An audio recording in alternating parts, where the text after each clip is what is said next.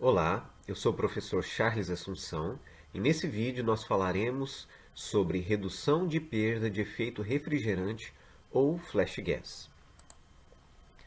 Relembrando um pouco o conceito de perda de efeito refrigerante ou simplesmente flash gas, esse efeito ou essa perda é, conforme mostrado aqui na figura, essa diferença de entalpia entre a entalpia de entrada no evaporador e a entalpia do líquido saturado àquela pressão. Considerando que essa entalpia seria uma entalpia potencial inicial para aquela temperatura de evaporação, nós consideramos isso aqui como uma perda potencial de efeito refrigerante. Lembrando que efeito refrigerante é a diferença de entalpia entre a entrada e a saída do fluido no evaporador. Então, num processo simples de refrigeração, num ciclo simples, nós temos aqui após a condensação, em algum ponto aqui nós teremos a expansão em um único estágio desse gás e até atingir a pressão e temperatura de evaporação. Essa diferença, então, a gente chama de flash gas, que pode ser calculada como sendo H4 menos H0, sendo H0 a entalpia do líquido saturado. Um dos objetivos uma das formas para aumentar o COP, ou o coeficiente de performance de um sistema de refrigeração, é exatamente reduzir esse flash gas, ou trazer esse ponto 4 para mais próximo do ponto de líquido saturado, para que a gente possa aproveitar o máximo possível a transformação de fase e, consequentemente, conseguir absorver mais calor na câmara frigorífica. Lembrando que, quando nós temos transferência de calor, nós temos basicamente de dois efeitos, ou variação de temperatura ou transformação de fase. No evaporador, nós temos transformação de fase. Então, quanto menos vapor nós tivermos na entrada do evaporador, consequentemente, mais líquido nós teremos para ser transformado em vapor e logo mais calor a gente vai conseguir absorver. Se a gente entra com uma fração muito grande de vapor no interior do evaporador, aquela parcela que já evaporou, ela se torna inerte, ela não vai contribuir para a absorção de calor, reduzindo então esse efeito de refrigeração, esse efeito refrigerante. Então o que nós queremos é reduzir o flash gas. E como fazer isso? É exatamente isso que nós vamos abordar nos próximos slides. Então, partindo de um ciclo de refrigeração simples, nós temos aqui a expansão desde a saída do condensador até a entrada do evaporador. O que nós queremos então é trazer esse ponto de entrada do evaporador para a esquerda o máximo possível para que a gente possa aumentar o efeito refrigerante. Como fazer isso? A primeira opção, ou uma das opções, é a partir do uso de um separador de líquido.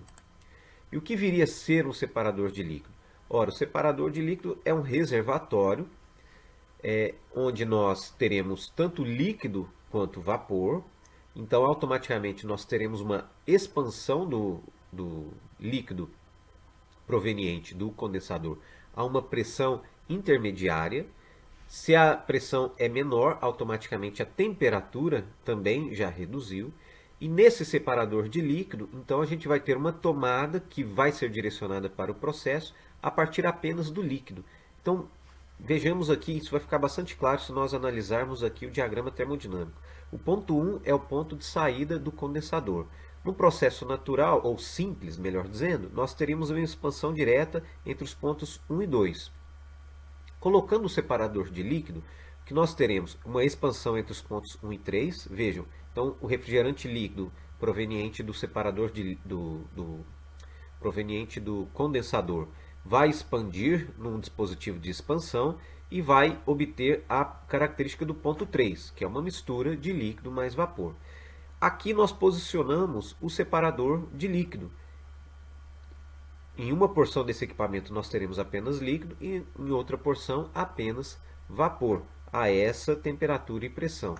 E para o processo de refrigeração propriamente, que está aqui embaixo, essa seria a temperatura e pressão de evaporação, nós, vejamos, tiramos apenas o líquido. Então a tomada a gente consegue separar, por meio físico mesmo, por massa específica, densidades aqui, a gente faz uma tomada na porção inferior do equipamento, garantindo então que a gente pega apenas líquido naquela pressão e temperatura, e a partir desse ponto então de líquido saturado, nós fazemos uma segunda expansão, ou uma expansão complementar, até que a pressão e temperatura de evaporação sejam alcançadas. Então, entre o ponto 4 e 3, nós temos uma expansão.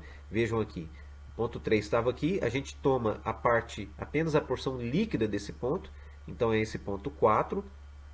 Vejam, mesma pressão e temperatura do ponto 3. E a expansão vai acontecer a partir do ponto 4, alcançando então o ponto 5. E aqui o fluido entra no evaporador. Vejam aqui o ponto 5, ele está entrando no evaporador e depois aqui ele vai ser direcionado para o compressor. Olha o ganho que houve. Aqui a gente não tem números, tá, de forma muito qualitativa, mas é possível perceber que toda essa diferença de entalpia foi um ganho, ou foi a redução de perda de efeito refrigerante, ou a redução do flash gas. Então, com esse slide a gente responde: como reduzir o flash gas? Ora, nós podemos reduzir o flash gas mediante a utilização de um separador de líquido, onde nós faremos uma expansão até uma pressão e temperatura intermediária. Nesse separador de líquido, onde teremos líquido e vapor, a gente toma apenas o líquido, então a gente já traz esse ponto 3 aqui para esse ponto 4 bem à esquerda, e desse ponto de líquido saturado nós nós expandimos e obteremos uma mistura com muito mais líquido do que se nós tivéssemos expandido diretamente do ponto 1.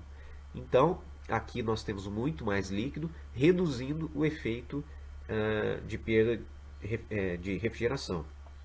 E aí nós teremos todo esse efeito refrigerante aqui para absorver o calor, toda essa diferença de entalpia.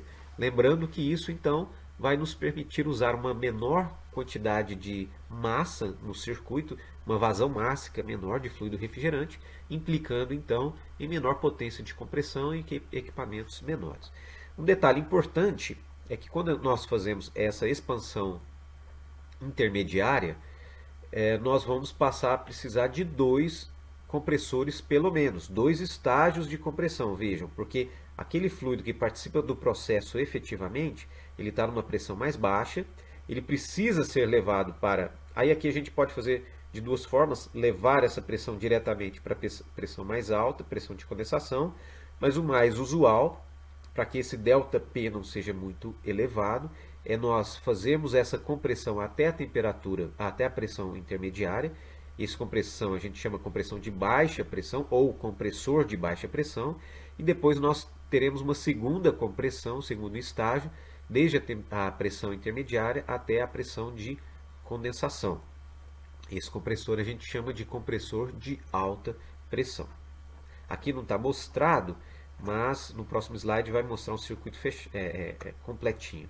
Então vejam que, e o vapor desse ponto, ora, se o líquido é aproveitado no processo, na expansão e depois na absorção de calor, essa porção de vapor simplesmente retorna para o compressor de alta pressão e ele teoricamente vai ficar como se estivesse recirculando aqui, apenas para gerar esse líquido aqui.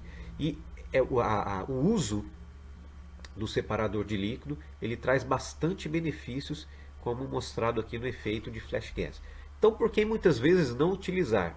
Ora, a gente vai ter um sistema mais complexo. Ao invés de ter apenas um compressor, nós passamos a precisar de pelo menos dois compressores. É necessário o próprio separador de líquido, que vai ser um reservatório, dependendo do tamanho da instalação, vai ser um equipamento relativamente grande. Nós teremos mais dispositivos de expansão, mais controle, mais válvula. Então é um sistema mais complexo, mas evidentemente com um benefício energético muito grande.